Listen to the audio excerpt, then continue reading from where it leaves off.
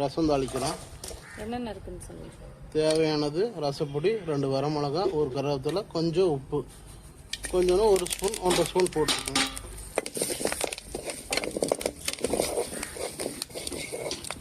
இப்போ புளி இருந்தா புளியும் தக்காளியும் கரைச்சி வச்சுக்கோங்க. இது கொஞ்சம் நல்லா வதங்கணுன்னே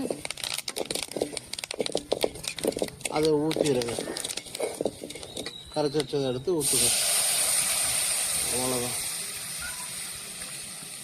2 நிமிஷத்தில் ரசம் ரெடி.